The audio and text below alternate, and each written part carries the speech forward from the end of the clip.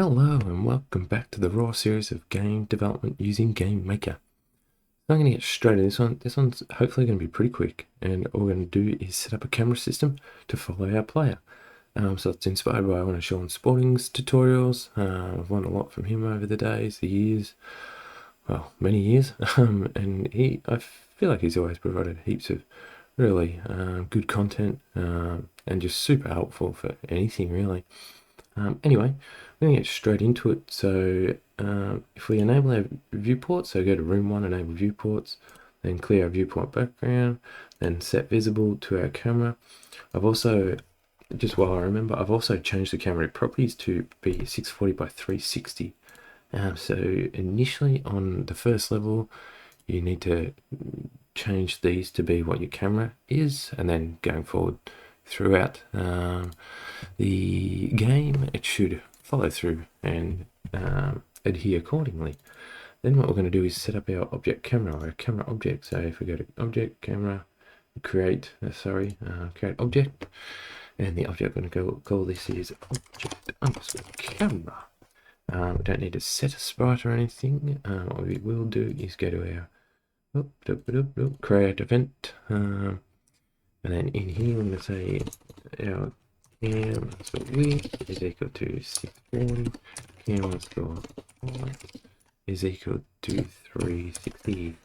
Then from here we're going to say follow or equal that object underscore player. We're just setting up a follow property to be object player, and then we've got x underscore 2 will equal x, y 2 will equal y. So just setting our x and y values to be actually x and y. From there, that's our create. Then we go to our step event, and then inside our step event, when it loads, basically we want to add in here. Go up a little. We want to say if follow. So the follow value that we created does not equal no one or nothing. And in this case, we want to say x underscore 2 or equal follow dot, and then y underscore 2 will equal follow dot y. Yeah, we were just pretty much saying those x and y values that we created, we're going to make them equal the follow variable. So as you know, our follow is our object player. If it doesn't equal no one, so it equals object player, do this. From here, then we want to say x plus equals bracket x underscore 2 minus x, close the bracket, divide by, and then I've got 20. And then the same thing with the y value. So all we're doing here is pretty much saying our x value plus equals of our new x value, technically. Long story short, without going into detail, and if you want to go into detail, you're pretty much saying x will plus equal, so plus equal, and then whatever x2 minus x equals, divide that by 20, so by a smidge. It's going to be like at point whatever to the next camera position. So yeah, we're just going x camera position equals this, y camera position equals that. Then what we want to do is, or what we can do is, we want to clamp our x, sort of minimum and maximum values. So this should be, which I'll put it here, and then I'll show you exactly what I mean by that when we actually play. So x, comma, so we want to clamp x. Our minimum value is the first one, so 0 plus, then we want to say minimum underscore width, divide that by 2, so I'll just put these in brackets as well, then comma, and then we want to say room underscore width, then minus, and then bracket room underscore width, divide by 2.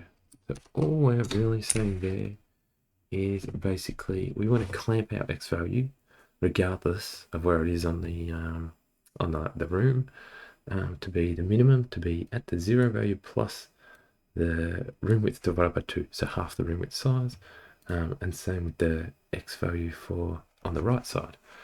Then what we want to do is Control C, Control V that, go to the start, y equals clamp, and then we want to clamp the y value, room height, so room height, I've actually done this wrong too, which I'll get to in just a minute.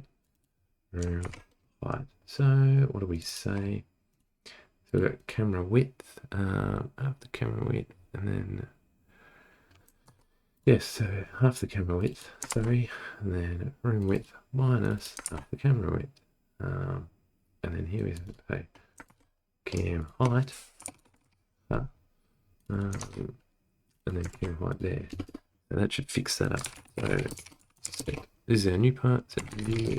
We want to always set the view position to be view and set camera for 0, 1, which is what I want, x minus the cam width. And we want to say cam width, divide that by times that by 0.5 and y minus bracket cam, let's go times that by 0.5 as well, and close double bracket. That's it. Go to room 1, create our object camera, just stick it up the top there as well, it's not visible anyway. And then we should be able to hopefully, if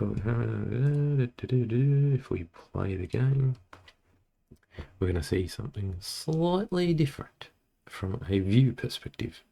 So the game is booting up right now. Looks like I might actually have some errors. What are my errors? Where did I go wrong? Room width. Probably because I forgot to close the bracket there. Close the bracket there. So now I'll play it. Let's see, it's loading up. And there we have it. There you go. So the clamping helps with this left side here. What? Helps with this left side. So I'll show you in just a minute. There you go, ready to get up. Alright, we passed out. So if I just comment these two out, this is where the clamping really works. It'll go over the minimum and maximum of the level. So now if you have a look, see how we can see the hole further than the level what we probably expect, and when we jump we're going higher than what we probably should be, and then we've got the black border. All that clamping is doing is just restricting where the camera sits. So yeah, there you go. We'll bring that back in. That's the end of this tutorial. If you have any questions, the only other thing I did notice is, which we want to tidy up, under sprites, under enemies, go in your sprite rotator and set the, it was top left, I noticed. I want to set that to middle center. So when it rotates in the one spot. But that's all. Thanks for watching. The next episode, I'm not 100% sure what we're going to be doing, but we're going to continue having some fun and enjoying the game making. Anyway, thank you and talk soon. See you later.